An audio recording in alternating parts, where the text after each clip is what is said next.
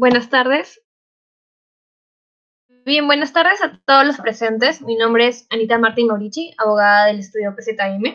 Y en esta oportunidad, para continuar con nuestras conferencias virtuales, el doctor Paul González, jefe del área laboral de PZM de Abogados y especialista en contratación laboral, prevención de contingencias y planificación laboral, va a abordar el tema respecto a las formas de compensación de la licencia con goce de haber a raíz de la situación actual.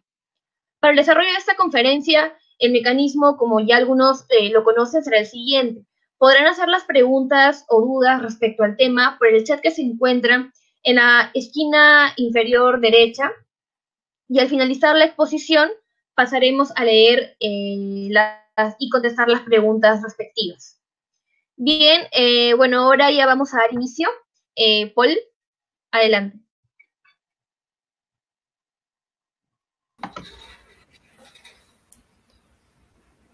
Bien, buenas tardes con todos. No sé si me escuchan. ¿Me podrían confirmar, Anita? ¿Me puedes confirmar si se me escucha? Se te escucha claro, Paul. Bien, buenas tardes con todos. Nuevamente nos encontramos en este ciclo de conferencias que PZM Abogados ha organizado en el marco de este estado de emergencia, aunque ya terminó el estado de emergencia, pero en el marco de esta situación particular que nos ha tocado vivir este año, en donde se han emitido diversas normas y han habido muchas disposiciones, sobre todo en materia laboral, sobre las cuales se han generado muchas dudas, ¿no? Y se siguen generando dudas, dado que aún el gobierno no ha emitido de forma completa, digamos, las normas correspondientes para un adecuado desarrollo de las relaciones laborales.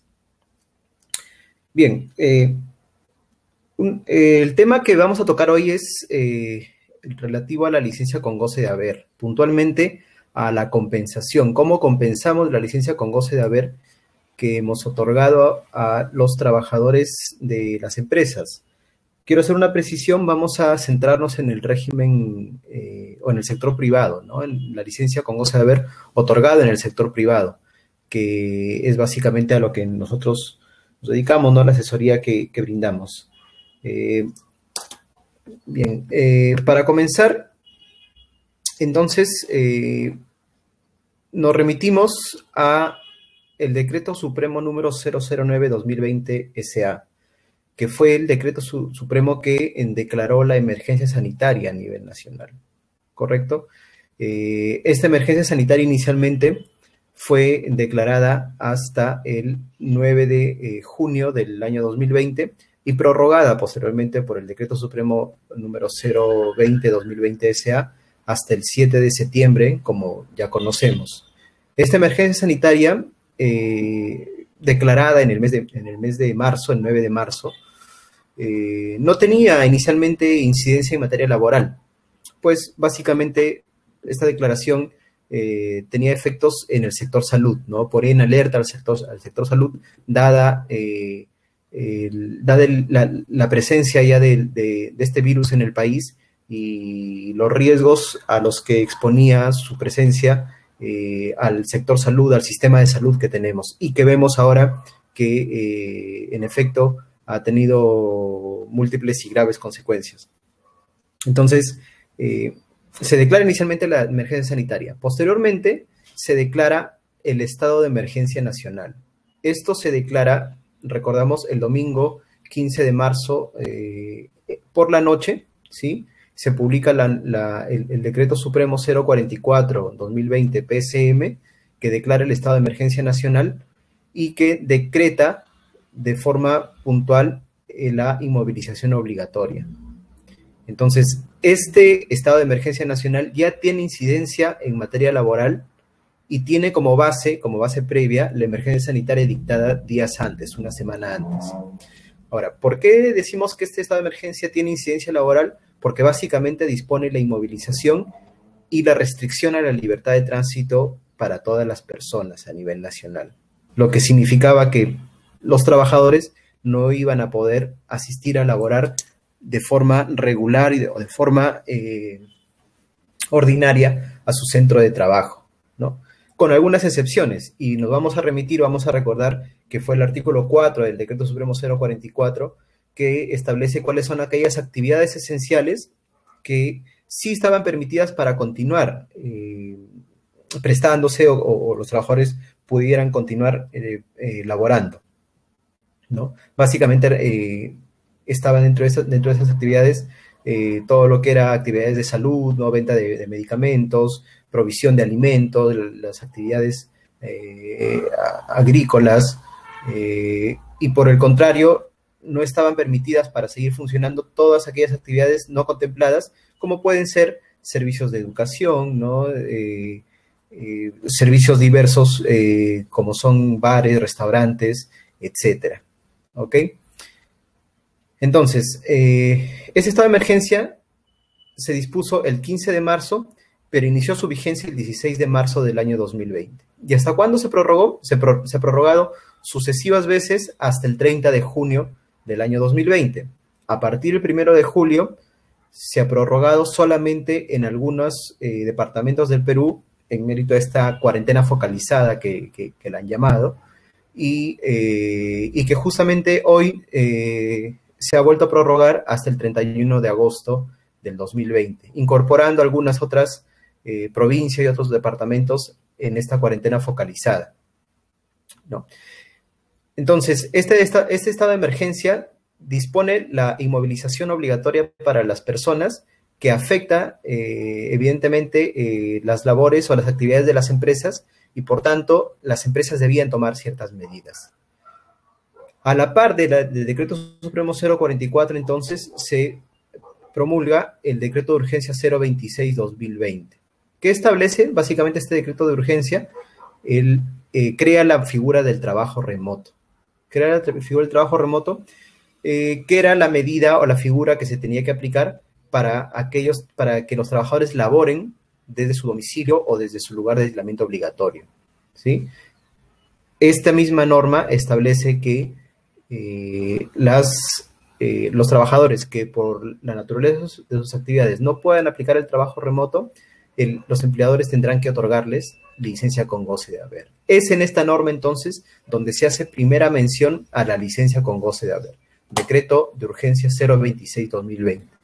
Sin embargo, si nos remitimos al texto de la norma, vamos a encontrar que no es muy clara su redacción, porque dispone en el artículo 20.2 que la licencia con goce de haber se va a aplicar a los trabajadores que se encuentran comprendidos en grupo de riesgo, ¿no? Textualmente dice: cuando la naturaleza de las labores no sea compatible con el trabajo remoto y mientras dure la emergencia sanitaria por el COVID-19, el empleador debe otorgar una licencia con goce de haber sujeta a compensación posterior. Esto como parte del artículo 20 de trabajo remoto para grupo de riesgo. Entonces, la primera duda que saltaba en ese momento es: ¿qué pasa con los trabajadores que no están en grupo de riesgo? ¿No? Porque aparentemente esta norma solamente se refería a trabajadores que tenían alguna comorbilidad o por edad estaban comprendidos justamente en este grupo de riesgo. Saltó la primera duda. Además que este mismo artículo indicaba que va a tener vigencia solamente mientras dure la emergencia sanitaria. Por eso mencionaba inicialmente la emergencia sanitaria dispuesta a través de los decretos supremos emitidos por el Ministerio de Salud. Sin embargo, posteriormente, el día 20 de marzo, se publica el decreto de urgencia 029, que viene ya a dar algunas precisiones para la aplicación del trabajo remoto y para la aplicación sobre todo de la licencia con goce de haber. Justamente es en el artículo 26 que ya se aclara que la licencia con goce de haber y el trabajo remoto es aplicable para todos los trabajadores y no solamente para los trabajadores que estén en grupo de riesgo. ¿Correcto? Además, precisa que ya no solamente será aplicable mientras dure la emergencia sanitaria, sino que establece que se aplicará en tanto dure el estado de emergencia nacional. Entonces, hay que tener bien claro y bien diferenciado qué efectos tiene la emergencia sanitaria y qué efectos tiene el estado de emergencia nacional. Son dos situaciones distintas, con efectos distintos, y que inicialmente, si bien la norma tuvo ciertas confusiones al momento de su redacción, entendemos por el apuro en su dación y en que se comiencen a tomar acciones para mitigar los efectos de esta pandemia, pero se han ido corrigiendo en la marcha. Ahora, estas constantes normas que se han emitido, si bien tenían sí el objetivo de que se genere una claridad para aplicar medidas respecto a los trabajadores, el apuro o todas las circunstancias que han acompañado la adopción de estas normas no han hecho otra cosa más que generar mayor confusión en las personas de qué aplicar. Y eso lo hemos visto a lo largo de todo este estado de emergencia, desde marzo hasta la fecha, porque hay normas que hasta la fecha no tienen una clara interpretación. Pero eso es otro tema. ¿Ok? Entonces, el trabajo remoto fue creado, digamos, mediante decreto de urgencia 026, aclarado mediante decreto de urgencia 029, y se establece que es aplicable para todos los trabajadores a quienes, para que presten servicios desde su domicilio. Quienes por la naturaleza de su trabajo no pueden aplicar trabajo remoto, tienen derecho a gozar de una licencia con goce de haber. Conforme, una licencia con goce de haber de naturaleza compensable, es lo que establecía la norma. Entonces, primera conclusión, los empleadores no podían dejar de pagar remuneraciones, sino que debían ordenar al trabajador que siga laborando, si es que se trataba de actividades esenciales, en el centro de trabajo, o que siga laborando desde su domicilio, aplicando la figura de la modalidad de trabajo remoto, o, si es que no es posible que sigan laborando, que se queden en aislamiento en su domicilio con una licencia con goce de haber, es decir, pagada, pero que posteriormente va a ser compensada, es decir, devuelta por el trabajador. Entonces, ¿qué es la licencia con goce de haber? Por el nombre que se le dio en la norma, se pueden generar ciertas confusiones. Ya lo vengo repitiendo varias veces. La forma como se han emitido todas estas normas han generado confusión, ya sea porque han habido contradicciones entre todas estas normas, entre dos o más normas, o ya sea porque se han utilizado términos que no eran técnicamente correctos. ¿Ok? Primero, respecto a la licencia con goce de haber, la licencia siempre se refiere o viene de una solicitud del trabajador. En este caso, no hay una solicitud del trabajador, sino que hay una norma que establece el mandato, ¿no? Ahora, ¿es una suspensión imperfecta? Recordemos que el tubo del decreto legislativo 728, la Ley de Productividad y Competitividad Laboral, establece cuáles son los supuestos de suspensión del contrato de trabajo, ¿sí? Y dentro de ellos está la suspensión imperfecta. ¿Qué es la suspensión imperfecta? Es la situación en la que el trabajador deja de prestar servicios, pero el empleador sigue pagando la remuneración. Y así podemos encontrar en la normativa laboral diversas figuras que se consideran suspensión imperfecta. Las vacaciones, por ejemplo, ¿sí? Una licencia por paternidad, por ejemplo, ¿sí? Porque justamente son periodos en los cuales el trabajador no presta servicios, pero el empleador sigue pagando remuneraciones. En ese sentido, yéndonos al concepto de una suspensión imperfecta, la licencia con goce de haber constituye suspensión imperfecta. ¿Se otorga a solicitud del trabajador? Pues no. No se otorga a solicitud del trabajador porque hay una norma que ordena que el empleador otorgue esta licencia con goce de remuneraciones, ¿sí? Descartando de plano la suspensión perfecta de labores que ya previamente también estaba reconocida por la norma, ¿no? Y que en otro evento que organizamos como estudio también pudimos aclarar un poco, ¿no? de cuál era la naturaleza de esta suspensión perfecta, ya creada por la norma de forma previa y lo innecesario, de algún modo, que resultó haber creado una suspensión perfecta ad hoc, ¿no? Aplicable para esta situación. El empleador es obligado, evidentemente está obligado, hay una norma imperativa que establece que si no es posible aplicar el trabajo remoto, es obligatorio otorgar la licencia con goce de haber. ¿Por cuánto tiempo? Pues ya vimos que inicialmente la norma hablaba de emergencia sanitaria, ahora habló de estado de emergencia nacional. Por lo tanto, esta licencia con goce de haber máximo se pudo haber otorgado o la empresa pudo haber otorgado hasta el término de la emergencia, estado de emergencia nacional. Esto es 30 de julio para algunos lugares, 31 de julio para otros y 31 de agosto ahora que se ha ampliado, se ha prorrogado el día de hoy justamente, ¿no? ¿Qué se tiene que pagar durante esta licencia con goce de haber? También es una de las dudas que de forma recurrente existían, ¿no? Básicamente lo que se tiene que pagar en esta licencia con goce de haber es básicamente la remuneración. Ahora, muchos trabajadores tienen compuestos sus ingresos de remuneración, concepto remunerativo, y conceptos no remunerativos. Conceptos no remunerativos tales como una bonificación por movilidad, una bonificación por refrigerio, ¿no? Y otros conceptos que están supeditados a la asistencia al trabajo.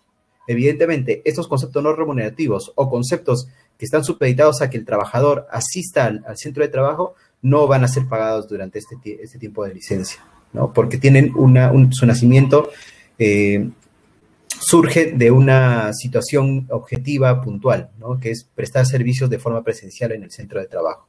Ya que no hay prestación presencial, entonces no se tienen que pagar estos conceptos no remunerativos. Básicamente, ¿qué se paga? La remuneración. ¿Se declara? Evidentemente se declara.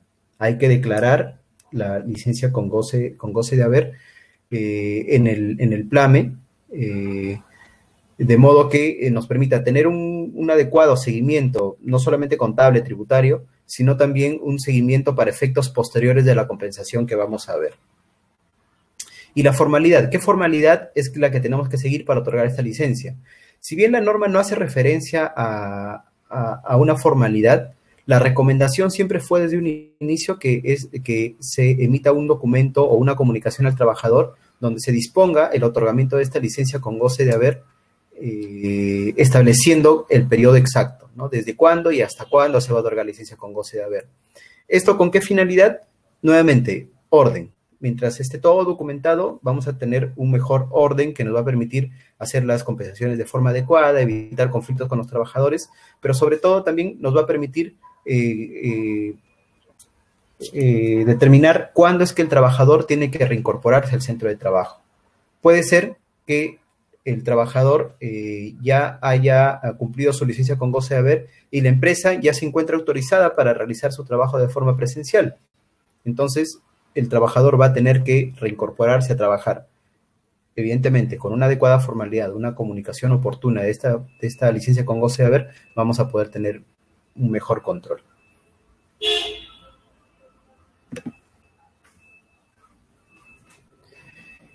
Ahora, el tema que nos trae en esta tarde a conversar es la compensación de la licencia con goce de haber. ¿Cómo compensamos? ¿Y cuáles son los límites, sobre todo, para esta compensación? Porque mucho se ha hablado de cómo es qué se puede hacer para compensar, qué no se puede hacer para compensar. Algunas medidas, algunos autores, algunos abogados especialistas en derecho laboral indican que se puede aplicar algunas medidas de forma ilimitada, otros indican que en mérito al principio de renunciabilidad de derechos no se podrían aplicar compensaciones de forma indiscriminada, pero vamos a hablar sobre cuáles son estas formas de compensación y a título personal cuál es el criterio que nosotros como estudio tenemos y cómo es que recomendamos que se formalicen. Vamos a recordar entonces que el decreto de urgencia 029, que aclara la situación de la licencia con goce de haber, estableciendo cuál es el periodo en el cual se va a aplicar, que es el estado de emergencia nacional, y a quiénes se aplica, que es a la totalidad de trabajadores que no pueden aplicar trabajo remoto. También precisa cómo es que se va a dar la compensación. Entonces, si nos remitimos a la norma, al decreto de urgencia 029, vamos a verificar en el artículo 26, numeral 26.2, literal B, que indica lo siguiente. En el caso de las actividades no comprendidas en el numeral precedente, que son las actividades básicamente esenciales, y que no habían parado. Y siempre que no se aplique el trabajo remoto, los empleadores otorgan una licencia con goce de haber a los trabajadores y servidores civiles de acuerdo a lo siguiente. Literal B.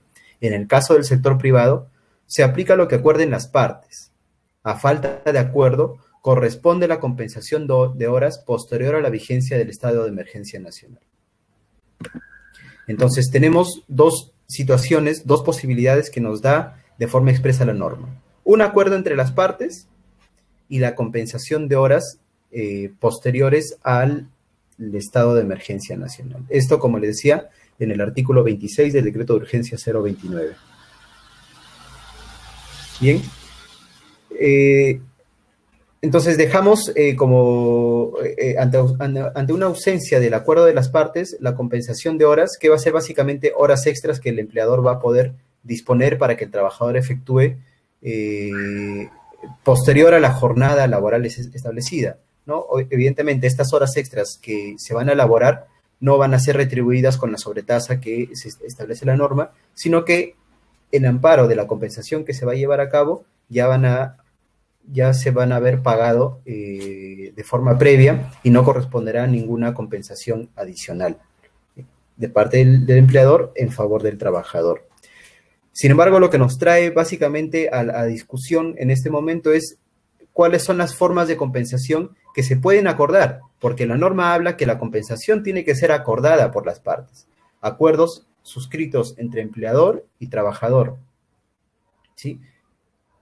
Que pueden ser, como vemos en el gráfico, a través de vacaciones vencidas, a través de vacaciones adelantadas o futuras, a través del descuento, ¿no?, de remuneraciones o beneficios, o a través de la reducción de jornada, que digamos sería un mix entre la compensación de horas y un acuerdo entre las partes para compensar o para que el trabajador pueda devolver estas horas o estos días de licencia con goce de remuneraciones.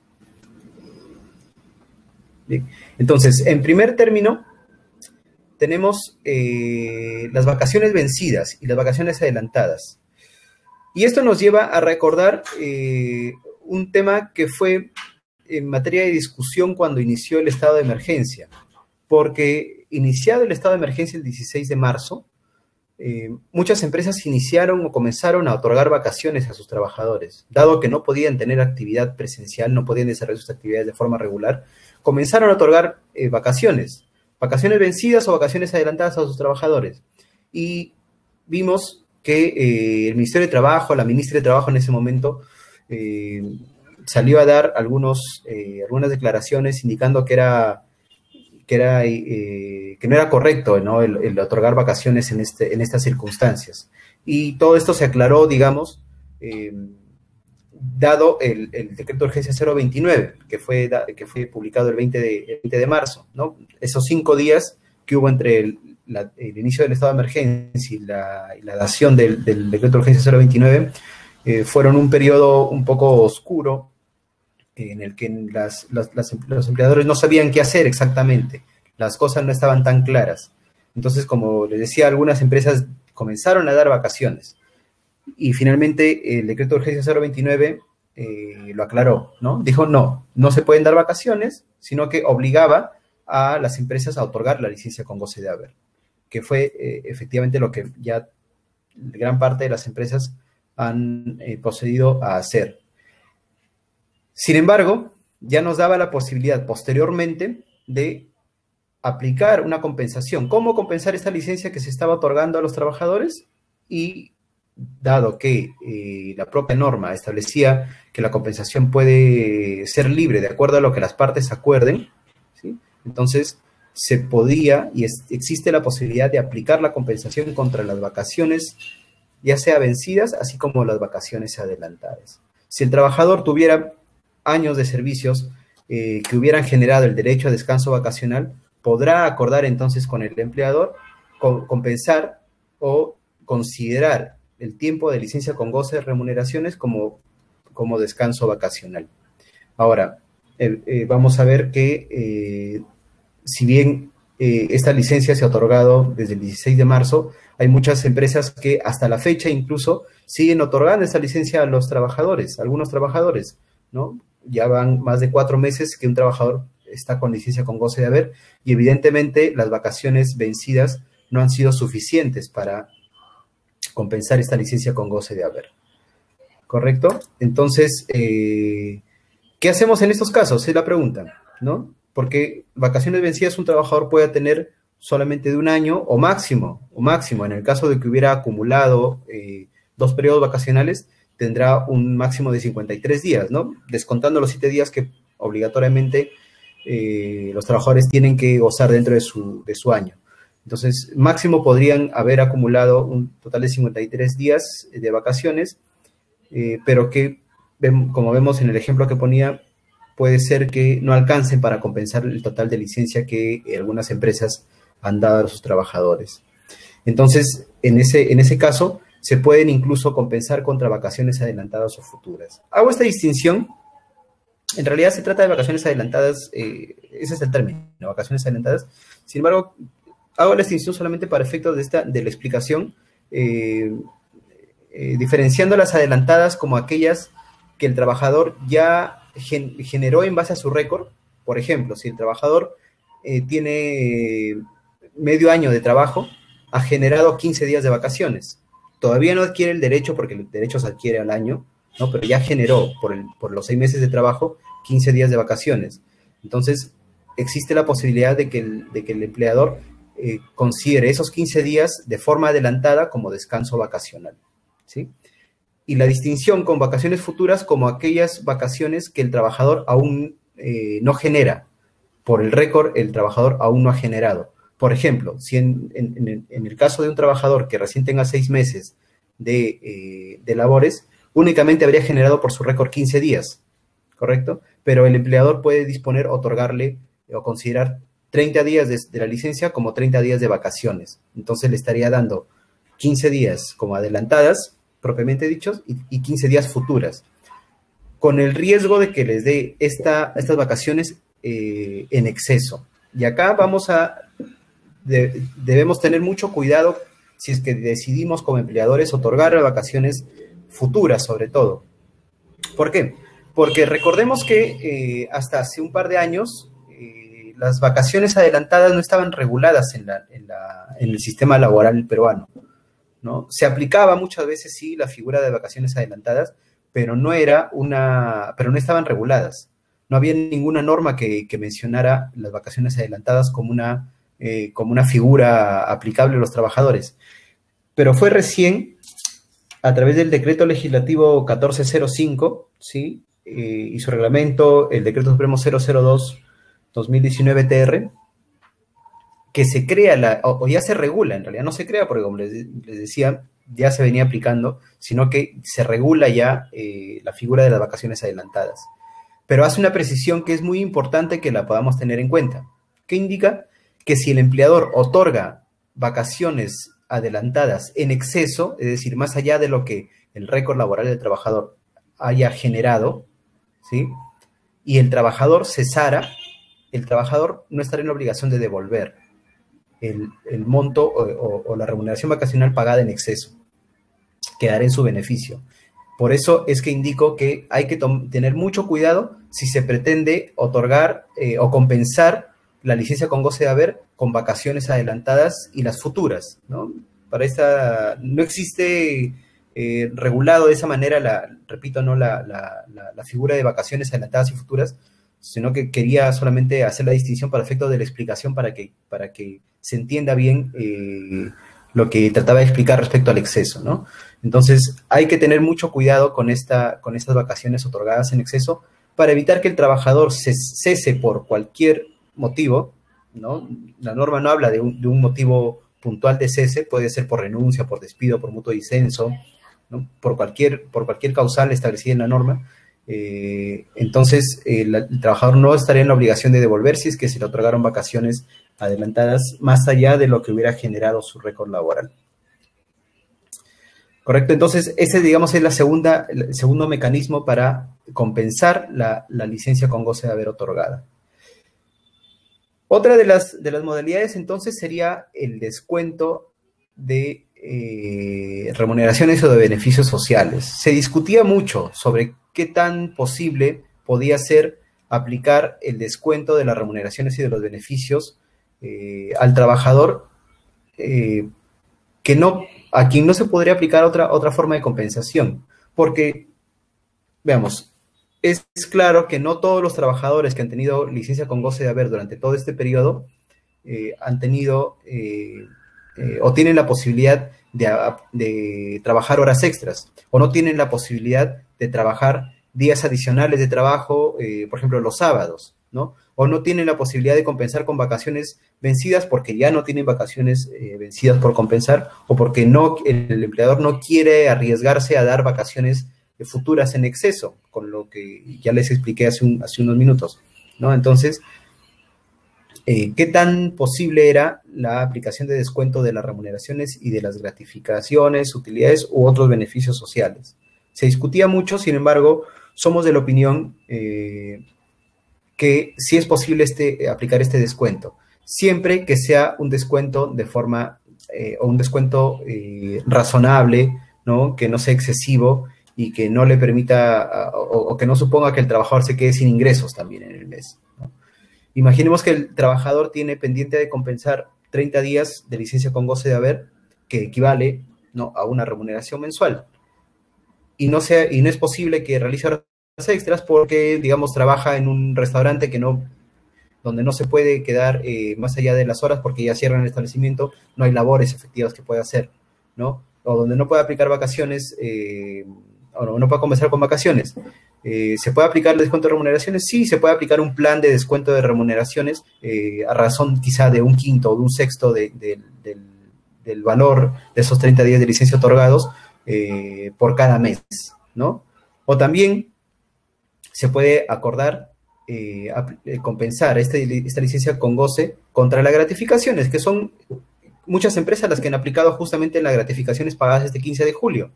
¿Sí? Han determinado que, por ejemplo, al trabajador le correspondía percibir como gratificaciones 2.000 soles, ¿sí? Pero tenía pendiente de compensar licencia con goce por un total de 1.000 soles, entonces compensaban. Y finalmente, como gratificaciones, le pagaban la diferencia, únicamente 1.000 soles. También se puede acordar la compensación respecto a las utilidades. Finalmente, porque las utilidades es un derecho económico que tiene el trabajador y que lo va a percibir recién este año respecto al ejercicio del 2019. Recordemos que las utilidades se pagan dentro de los 30 días siguientes al vencimiento de la declaración de impuesto a la renta. Entonces, también hay que recordar que los vencimientos para la declaración de impuestos se han prorrogado, por lo tanto, aún estamos en el periodo de que las empresas pueden pagar estas utilidades. ¿Se puede acordar con el trabajador compensar esa licencia con esas utilidades? Se podría acordar, ¿no? Se podría acordar incluso respecto a las utilidades del próximo año, si es que este año no existiera, ¿no? Y finalmente, ¿qué pasa con la CTS? También ha sido discutida. ¿Se puede compensar contra la CTS? Entonces, nosotros somos de la opinión de que contra la CTS no se puede aplicar la compensación, porque la CTS no es un beneficio económico que el trabajador reciba de forma directa, sino que la CTS se paga o se deposita en una cuenta a la cual el trabajador no tiene acceso de forma inmediata, ¿no? Sino que para poder acceder a esta CTS tiene que cesar en el trabajo. Entonces, consideramos que no sería posible aplicar la compensación contra la CTS, salvo que sea la CTS que forma parte de la liquidación de beneficios sociales, ¿no? En el supuesto de que el trabajador cese en el trabajo, imaginemos que cesa hoy 31 de julio y le queda por compensar 15 días de licencia con goce de haber. ¿Sí? Se valorizan estos 15 días, ejemplo, esos 15 días tienen un valor de 1.500 soles y esos 1.500 soles son descontados del total de la liquidación. Evidentemente la liquidación constituye o contempla no solamente la CTS, sino gratificaciones, vacaciones y todos los beneficios que puedan estar pendientes de pago en favor del trabajador. Entonces, en ese caso, como es una CTS trunca que va a ser pagada de forma directa al trabajador, va a ser posible, en ese único caso, aplicar la compensación de la licencia con goce de haber. Y finalmente tenemos el supuesto de la reducción de jornada. Y acá quiero detenerme para hablar también sobre las horas extras, porque es la primera medida establecida por la norma, ¿no? La norma dice que en ausencia de acuerdo va a tener que ser compensada mediante horas extras. Ok, entonces es la medida más simple, ¿no? Si el trabajador labora de 9 de la mañana a 6 de la tarde, podemos establecer horas extras desde las 6 de la tarde hasta las 8 de la noche, ¿sí? Y esas 2 horas extras diarias van a sumar hasta completar días, días, semanas y todo el tiempo que se le haya otorgado al trabajador como licencia con goce de haber. Ahora, no solamente son horas, o sea, también se pueden establecer, compensar con días de trabajo, ¿no? En aquellos centros de trabajo donde la jornada sea de 5 días a la semana, de lunes a viernes. Se pueden establecer jornadas los días sábados, que no forma parte de la jornada regular, ¿no? Evidentemente, y establecer este trabajo. Ahora, la pregunta acá es, ¿cuáles son los límites para establecer estas horas extras? Y nos tendremos que remitir a la regulación propia del trabajo en sobretiempo. El trabajo en sobretiempo, recordemos, es excepcional y es voluntario, ¿sí? Y como parte de esas características que son la excepcionalidad y la voluntariedad, tenemos que se enmarcan dentro de un principio de razonabilidad. Entonces, si vamos a definir que el trabajador va a compensar con horas extras, esas horas extras tienen que ser en una suma razonable. En una suma razonable, ¿y qué entendemos por razonabilidad? La razonabilidad es, digamos, viene a ser un poco subjetiva porque va a depender también mucho de las actividades que desarrolle el trabajador, ¿no? Si en la jornada regular el trabajador labora 10 horas diarias, no va a ser razonable que le otorguemos 2 o 3 horas extras más allá de la jornada regular, ¿no? Porque ya sería excesivo e incluso podría afectar su integridad, su salud. Entonces, de forma razonable se podrían otorgar estas horas extras para compensar. Y ahí es donde nos remitimos a la última opción que les mencionaba hace un momento, que es la reducción de la jornada. La reducción de la jornada, porque podemos establecer reducciones de jornada acompañadas con la reducción de la remuneración, pero que nos permita establecer horas extras después de la jornada reducida, ¿sí? Y que esas horas extras también formen parte de la compensación. Por ejemplo, ¿sí? Si el trabajador tiene una jornada regular de 8 horas con una remuneración de 1.600 soles, ¿sí? Establecemos una reducción de 2 horas, es decir, para que el trabajador labore únicamente 6 horas. Y esa reducción de jornada va a suponer la consecuente reducción proporcional de la remuneración. Ya no va a percibir 1.600 soles, sino va a percibir el proporcional. ¿Cuánto sería? 1.200 soles, ¿correcto? Sin embargo, el empleador dispone que el trabajador siga laborando las 8 horas completas. ¿Por qué? Porque la hora 7 y la hora 8 van a corresponder a horas extras que van a ser la compensación de la licencia con goce de haber otorgada previamente. Entonces, esta figura también es una figura factible, es una figura que se puede aplicar para la compensación, ¿no? Ahora, en este punto sí hay que tener presente que no se puede afectar la remuneración mínima vital. Tenemos el límite que es la remuneración mínima vital. Esta reducción de jornada y reducción de remuneraciones no puede significar que el trabajador perciba menos de la remuneración mínima vital, ¿ok? Si, en el ejemplo que les puse, ¿no? 8 horas por 1.600 soles, si se reduce 2 horas a la jornada diaria, la reducción de la remuneración no afecta al mínimo vital porque el trabajador va a terminar ganando 1.200 soles como remuneración básica, ¿no? Pero ¿qué pasa si el trabajador tiene una remuneración de 930 por 8 horas? Si reducimos 2 horas a la jornada regular, no vamos a poder aplicar la reducción de la remuneración mínima vital. La remuneración va a ser por lo menos 930. ¿Cuándo vamos a poder ir por debajo de la remuneración mínima vital? Cuando la reducción de la jornada implique una jornada diaria promedio menor a 4 horas. No de 4 horas, menor a 4 horas. Es decir, vamos nuevamente al ejemplo. Si tenemos un trabajador que tiene una jornada regular de 8 horas y percibe una remuneración de 930, para yo pagarle 930 tendría que bajar a menos de 4 horas diarias la jornada ordinaria.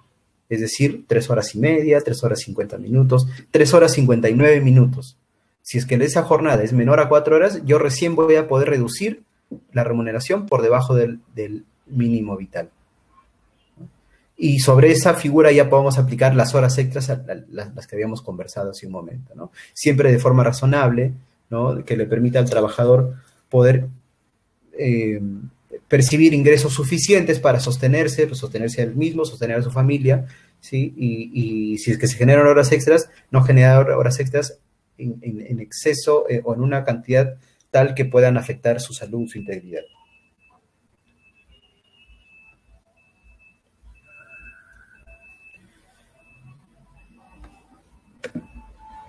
Finalmente tenemos algunas preguntas que quedan en el aire después de todo lo que ya hemos hablado, ¿no? ¿Cómo formalizamos el acuerdo? La sugerencia es que todos los acuerdos de compensación, ya sea por horas extras o ya sea por compensación contra vacaciones vencidas, contra vacaciones adelantadas, con descuento de remuneraciones o de gratificaciones o de utilidades, ¿no? O de la liquidación, incluso la reducción de la jornada con consecuente reducción de remuneración sea formalizada y sea plasmada en un acuerdo por escrito. Acuerdo por escrito que tiene que estar firmado por los trabajadores, ¿sí? Es la recomendación para todos los casos. ¿Por qué? Porque si bien la norma no establece en principio que en ausencia de acuerdo aplicarán las horas extras, es mejor tener bien claro cómo es que se van a desarrollar esas horas extras, la proporción, la cantidad, y que no se someta o que no quede a la libre arbitrariedad del empleador, que podría dar a entender que hay un abuso o un exceso en el uso de esta facultad. La pregunta, ¿qué pasa si el trabajador cesa? ¿Cómo compensa? Es una pregunta que hasta el momento no tiene una respuesta clara.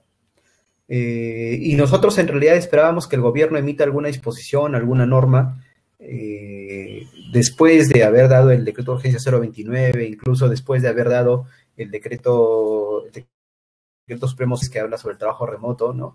Esperábamos que se den alguna disposición puntual respecto a esta posibilidad. Sin embargo, no es claro.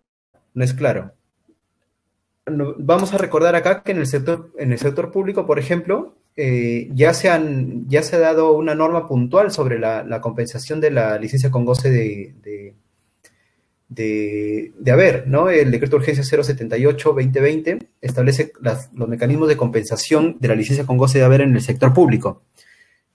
Y, por ejemplo, un aspecto no curioso, pero sí importante, es que se ha establecido que si el trabajador cesa, no tiene la obligación de compensar, ¿no? Sin embargo, dice, ¿no?, que se va a crear un registro de horas de licencia. ¿Para qué? Para que si el trabajador se reinserta posteriormente a otra entidad del sector público, comience a compensar en mérito de ese nuevo vínculo laboral. Y nosotros hemos tomado conocimiento que hace 2-3 semanas hubo una reunión en el Ministerio de Trabajo donde se pretendía discutir justamente la compensación de la licencia con goce de haber, y una de las propuestas que daba que estaban rondando, ¿no?, dentro de las opciones en el Ministerio de Trabajo era aplicar una medida similar, ¿no?, de que si el trabajador cesa no esté en obligación de compensar, ¿no?, que el empleador pierda todo ese tiempo pagado como licencia con goce. Si bien no se ha materializado aún, ni tenemos aún ninguna norma emitida, ¿no?, respecto a ello, evidentemente nosotros consideramos que sería un despropósito que se regule en ese sentido. ¿Por qué? Porque en el sector público lo que se ha establecido es que no va a estar el trabajador en la obligación de compensar. ¿Por qué? Porque va a haber un registro que va a permitir que si el trabajador se reinserte en otra entidad pública a futuro, comience a compensar en mérito de ese nuevo vínculo laboral. Sin embargo, en el sector privado va a ser imposible aplicar esa medida. Primero porque en el Estado prácticamente es un solo empleador y va a ser más fácil poder verificar o tener claro ese registro. En el sector privado son infinidad de empleadores, no sabemos en qué empleador puede reinsertarse, y sobre todo con los altos márgenes de informalidad, puede ser que el trabajador decida, ¿no? Si se reincorpora a otra empresa, decida no entrar a planilla para evitar este descuento, esta compensación que quedaría pendiente. Queda todavía como punto pendiente que el gobierno regule esta posibilidad. Sin embargo, en este caso nosotros estamos sugiriendo que si el trabajador cesa, establecer definitivamente un convenio donde el trabajador autorice de forma expresa descontarle ya sea de su remuneración como su liquidación de beneficios sociales, ¿no? Y acá nuevamente me remito al principio de razonabilidad. Siempre dentro de un margen de razonabilidad. No podríamos nosotros, en un supuesto caso, no podríamos dejar un trabajador sin ingresos en un mes, ¿no? Porque solamente por el hecho de que está debiendo toda su licencia con goce de haber, se podrían llegar a otros acuerdos, ¿no? Disponer que la mitad de su licencia con goce de haber la compense contra la liquidación de beneficios sociales o remuneración pendiente de pago, y la otra, el saldo valorizado en dinero, el trabajador se encuentra en la obligación de devolver en determinado plazo, 1 mes, 2 meses, 3 meses, 6 meses, 1 año quizá, ¿no?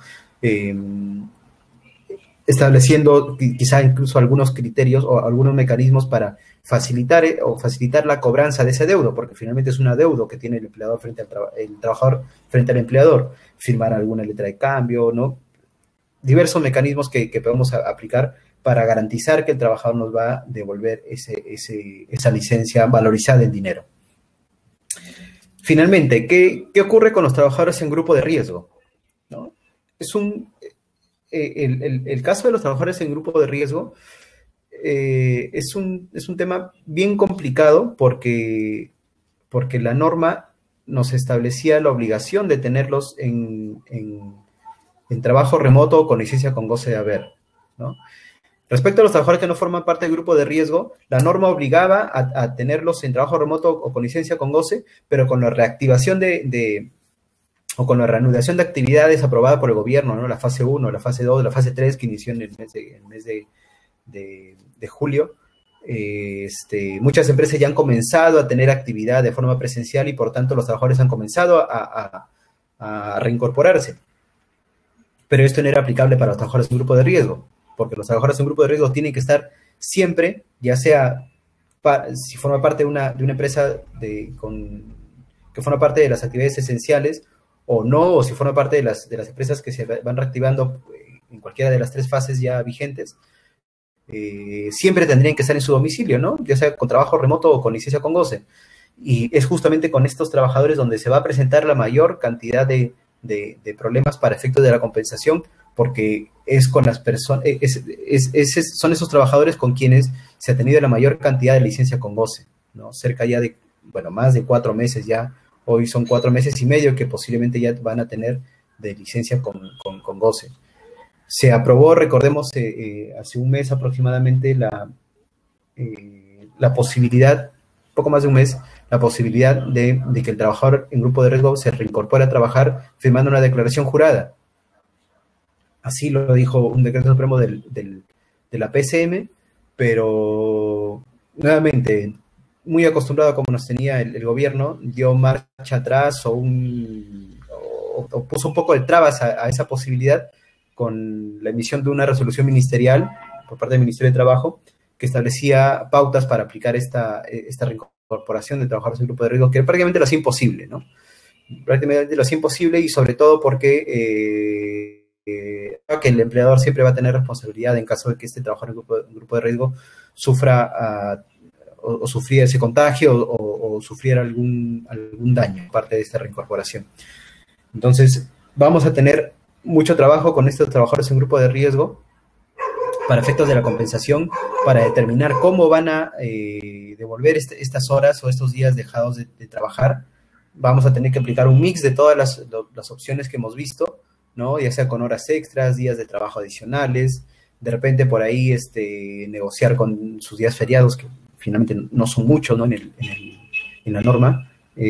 Vamos a tener que compensar contra vacaciones, pero de 4 meses de licencia con goce de haber son prácticamente el equivalente a 4 años de récord laboral, ¿no? Para efectos de las vacaciones, ¿no? Vamos a tener muchos problemas ahí respecto a los excesos que conversábamos hace un momento. Entonces, van a haber muchos problemas justamente para aplicar la compensación en estos casos. Bueno, esos son los temas que veníamos a conversar hoy. Justo ya nos dieron las 7, la hora que teníamos programada, y quedo pendiente de las preguntas o dudas que puedan existir por parte de los asistentes.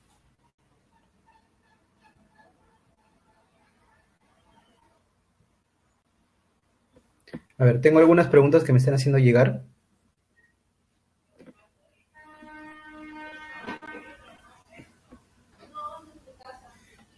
Bueno, veo que las preguntas básicamente ya se han absuelto en la explicación.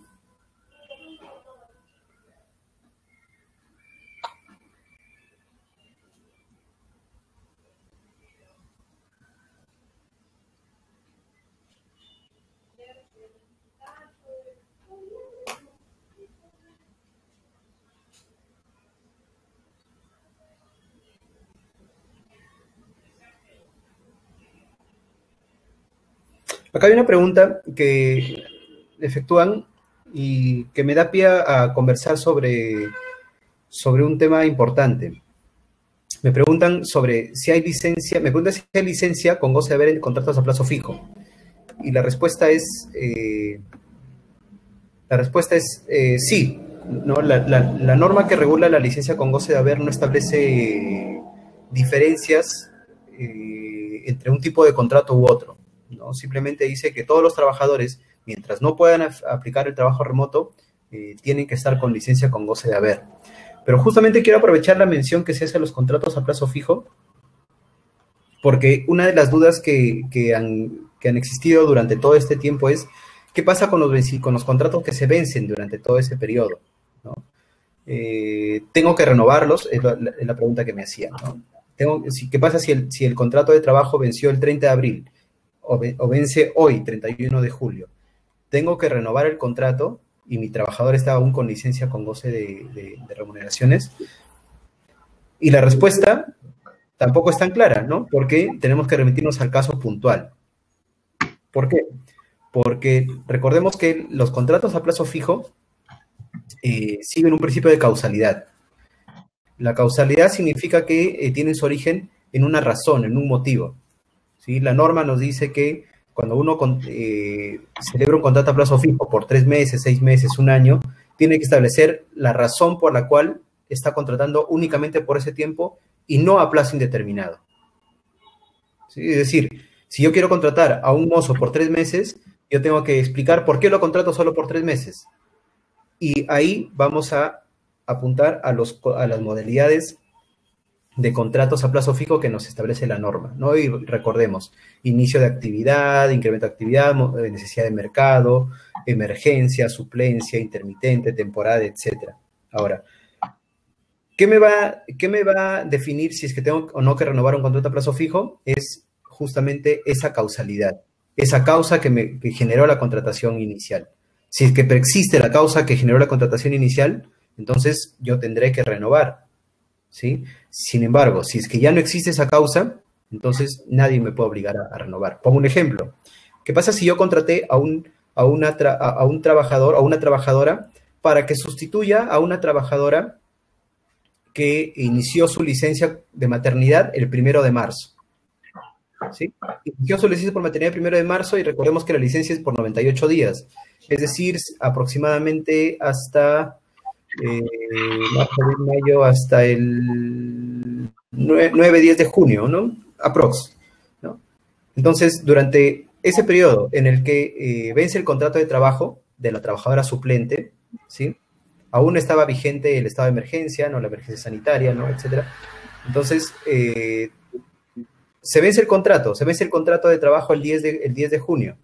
¿Estoy obligada a renovar el contrato? La respuesta es no, porque la causa que motivó la contratación fue la ausencia de la trabajadora titular. Sin embargo, la trabajadora titular, a partir del 11 de junio, ya va a estar dispuesta o ya va a estar presta a reincorporarse a su trabajo. Por lo tanto, no estoy en la obligación de renovar el contrato, ¿no? Entonces, todo se va a derivar del contrato de trabajo que se celebró y que la causa que se haya utilizado se mantenga vigente o no se mantenga vigente. Otro caso va a ser el supuesto, o caso distinto va a ser el supuesto de un contrato de plazo fijo desnaturalizado, ¿no? Donde no se haya consignado la causa objetiva, o no se haya celebrado de forma correcta, o el contrato a plazo fijo que dicen es a plazo fijo, pero ni siquiera hay un contrato por escrito. En ese caso, si es que tú dejas de renovar, te sometes a la posibilidad de que te demanden por despido incausado y te demanden una indemnización o reposición. No sé si hay alguna otra pregunta. Sí, Paul. Disculpen, tuve unos problemas técnicos. A ver, seguimos con las preguntas. Hay una pregunta de Maki. Las personas vulnerables cuando regresen a laborar, ¿podrían acordar con sus empleadores un adelanto de vacaciones? A ver, es las personas vulnerables, ¿me repite, por favor? Cuando regresen a laborar, las personas vulnerables cuando regresen a laborar al centro de trabajo, ¿podrían acordar con sus empleadores un adelanto de vacaciones? Sí podrían acordar un adelanto de vacaciones. Primero, a ver, las personas vulnerables que están en grupo de riesgo, por el momento, hasta el momento, 31 de julio, se encuentran en su casa, se entiende, o con trabajo remoto o con licencia con goce, porque se van a mantener en esa situación hasta el 7 de septiembre, por lo menos, que termine la emergencia sanitaria, ¿no? Entonces, dentro de en la pregunta, tendríamos que aclarar si estas personas regresan a trabajar de forma presencial porque estuvieron con trabajo remoto o estuvieron con licencia con goce de haber y ya se reincorporan a su trabajo.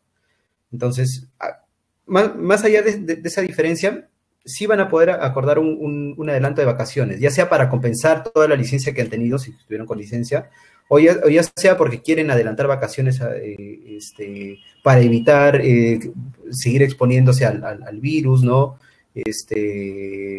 Porque quizá en la zona donde se encuentran hay aún alto riesgo de contagio, entonces van a poder acordar. Y acá en este punto quiero precisar que respecto al adelanto de vacaciones, como ya mencioné hace un momento, la norma antes no lo regulaba, ahora lo regula, ¿sí? Con las precisiones que ya he hecho, pero menciona, y esto es importante, no lo mencioné hace un momento, pero es importante tenerlo, de que el adelanto de vacaciones procede a solicitud del trabajador. Entonces, en ese punto es importante no solamente que haya un convenio suscrito entre empleador y trabajador para compensar la licencia con adelanto de vacaciones, ¿sí? Que va a ser lo esencial en realidad, pero si es que se puede complementar con una solicitud, es decir, que el trabajador sea quien solicite esta compensación, entonces va a ser mucho más completa la documentación en caso de que haya algún riesgo, alguna contingencia, ¿sí? Otro punto que no había mencionado hace un momento era el respecto a la cantidad de días que se pueden otorgar por vacaciones, porque también había discusión sobre eso, ¿no? Ok, tenemos cierta cantidad de días otorgadas como licencia con goce de haber. ¿Puedo compensarlas por la totalidad de mis vacaciones? Si yo ya tengo 30 días ganados de vacaciones, ¿puedo compensarlos contra los 30 días de vacaciones? Algunos autores dicen que no. Hay un tiempo mínimo que el trabajador sí tiene que gozar, ¿no? Algunos dicen sus 7 días, ¿no? Que la norma dice que el trabajador tiene que gozar sí o sí. Otros dicen solamente podría disponer de 15 días, remitiéndonos a la norma que establece la posibilidad de vender vacaciones solamente por 15 días. Nosotros consideramos, y es la opinión que tenemos, de que se puede acordar la compensación contra los 30 días de vacaciones. ¿Por qué? Porque la norma nos da libertad para acordar con el trabajador los términos de la compensación. Entonces, consideramos que así se puede acordar la compensación por el total, ¿sí? Eso era lo que quería mencionar sobre las vacaciones, Anita. No sé si hay otra pregunta adicional. Bueno, muchas de las preguntas que se han dejado creo que ya han sido resueltas, pero a ver, ¿cómo compensan los trabajadores que no pueden hacer labor remota?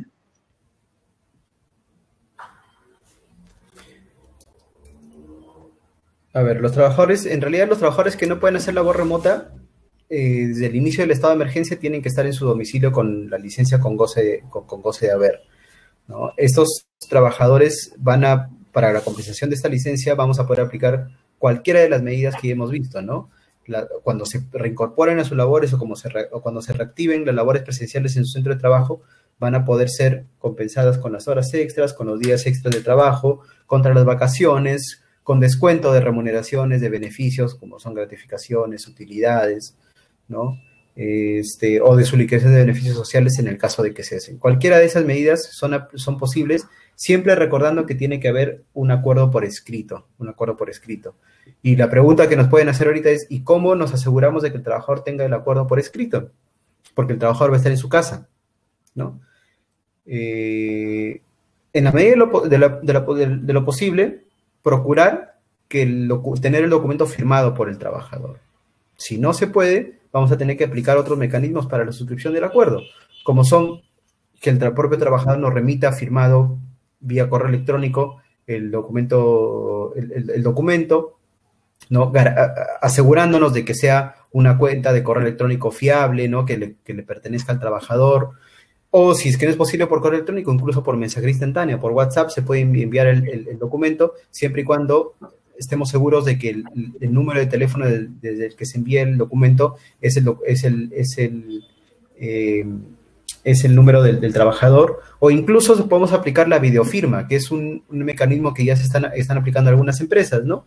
Que es iniciar una videollamada con el trabajador donde se expongan los términos del acuerdo y el trabajador de su conformidad, ¿no? Ese video se guarda en señal de conformidad del acuerdo que se está plasmando y consta como una aceptación de la compensación que vamos a efectuar. Bien, pues gracias. Bueno, creo que hasta el momento, por el momento ya no tenemos más preguntas. Agradecemos a todos los presentes su tiempo, la confianza y de manera especial a Paul por esta exposición. Y para acceder a mayor contenido pueden consultar nuestras redes sociales, así como nuestra página web. Y esta conferencia va a estar grabada y subida a Facebook, donde la podrán visualizar en las siguientes semanas. Muchas gracias por su tiempo y seguiremos en contacto para los próximos eventos. Gracias, Paul. Buenas tardes. Muy bien. Muchas gracias. Hasta luego.